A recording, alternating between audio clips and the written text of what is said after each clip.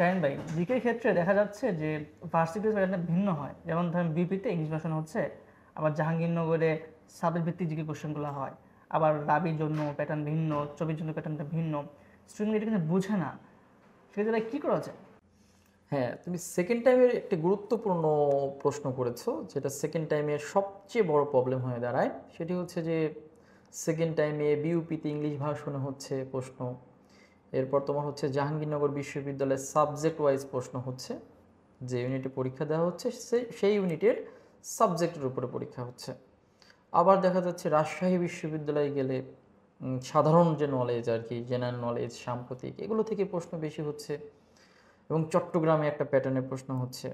তো সেক্ষেত্রে second time একটা দ্বিধাদ্বন্দ্বের মধ্যে থেকে যায়, অ্যাকচুয়ালি আমরা এই এত পড়া কিভাবে পড়ব। তো আমি মনে করি এর জন্য একজন অভিজ্ঞ সম্পন্ন মেন্টরের প্রয়োজন আছে। যেমন বিইউপিতে যে ইংলিশ ভার্সনে হয়, আমি যদি রাজশাহী এবং চট্টগ্রাম এই দুইটা বিশ্ববিদ্যালয়ের পড়া যদি বুঝতে পারি বাংলা ভার্সনে যেমন যেটা করতে পারো, রাজশাহী বিশ্ববিদ্যালয় চট্টগ্রাম বিশ্ববিদ্যালয়কে টার্গেট করে মনে করো হচ্ছে একটা প্রিপারেশন নিলে বাংলাদেশ আন্তর্জাতিক। পরবর্তীতে এই যে রাজশাহী বিশ্ববিদ্যালয় এবং চট্টগ্রাম বিশ্ববিদ্যালয়ের যে টপিকগুলো পড়েছো বা স্টুডেন্টরা পড়ে থাকে, সেগুলোই যদি বিইউপির ইংলিশ ভার্সনে তোমার হচ্ছে একটু ট্রান্সলেট অথবা যদি ইংলিশ ভার্সনে পড়তে পারে, ওই টপিকগুলোই কিন্তু, অন্য টপিকগুলো না, কিন্তু ওই রাজশাহী বিশ্ববিদ্যালয়ের কি চট্টগ্রাম বিশ্ববিদ্যালয়ের, তাহলে কিন্তু জিকেটা বিইউপিতেও কভার হয়ে যাচ্ছে, রাজশাহীতেও কভার হচ্ছে, আবার তোমার চট্টগ্রামেও কভার হচ্ছে। এবং আরেকটি বিষয়, জাহাঙ্গীরনগর বিশ্ববিদ্যালয়ে কিন্তু তোমার যেটা হয়, তোমার হচ্ছে যে ইউনিটে আইআর আছে, আইআর ইন্টারন্যাশনাল রিলেশনস আছে যেটাতে, সেটাতে কিন্তু আন্তর্জাতিক টপিক থেকে প্রশ্ন হয়। ওই যে আন্তর্জাতিক, তুমি রাজশাহীর জন্য যে আন্তর্জাতিক পড়ছো, তুমি চট্টগ্রামের জন্য যে আন্তর্জাতিক পড়ছো, সেম, কিন্তু ভিন্নতা নেই।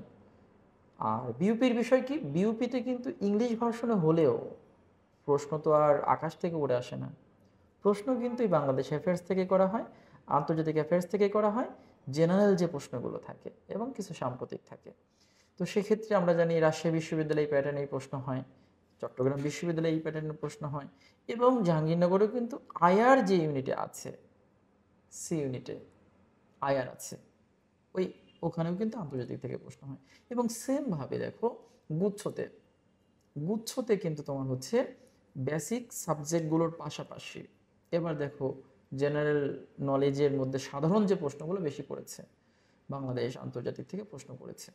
তো সেক্ষেত্রে আমি মনে করি যে একটা স্টুডেন্ট যদি আন্তর্জাতিক বাংলাদেশ যেভাবে পড়েছে এতদিন, এই পড়াগুলোই যদি একটু ডিপলি পড়তে পারে, সাজিয়ে গুছিয়ে পড়তে পারে, ভালো একজন মেন্টরের কাছে পড়তে পারে, ভালো একটি প্ল্যাটফর্মে পড়তে পারে, এবং নিজেদের প্রচেষ্টা যদি ভালো থাকে, এবং এই পড়াগুলোই যদি ইংলিশ ভার্সনে একটু যদি নিজে চেষ্টা করে, অথবা নিজের চেষ্টার পাশাপাশি একজন মেন্টর যদি ইংলিশ ভার্সনে তাকে শিখিয়ে দেয়, বলে দেয়, যেমন রাজশাহী বিশ্ববিদ্যালয়ের জন্য, চট্টগ্রামের জন্য, গুচ্ছের জন্য যখন সংবিধান পড়বে সে, তখন অবশ্যই ভালো মেন্টর হলে, অভিজ্ঞ সম্পন্ন মেন্টর হলে তাকে বলে দিবে যে সংবিধানের ইংরেজি কি, কনস্টিটিউশন, অনুচ্ছেদ পড়াচ্ছি, তোমাদের অনুচ্ছেদের ইংরেজি কি, আর্টিকেল। দেন তোমার মনে করো এইরকমভাবে, যেমন আমরা পড়াচ্ছি কান্তজির মন্দির, বলতো কান্তজি টেম্পল, টেম্পল মানে কি, মন্দির। পড়াচ্ছে অক্ষরেখা, হয়তো বলতে পারে অক্ষরেখার ইংরেজি কি, এক্সিস লাইন। এই যে বিষয়গুলো আছে, যদি একজন ভালো অভিজ্ঞ সম্পন্ন মেন্টরের কাছে পড়ে, তাহলে কিন্তু এই জিনিসগুলো একটা সমন্বয় করে দেয়।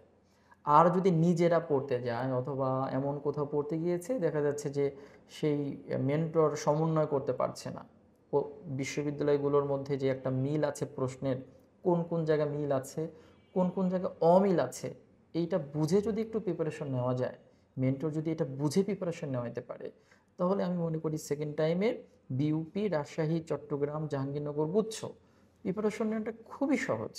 এবার আসা হচ্ছে বেসিক যে সাবজেক্টগুলো আছে, মৌলিকগুলো। তাহলে আমাকে বুঝতে হবে মৌলিক কোথায় কোথায় আসে।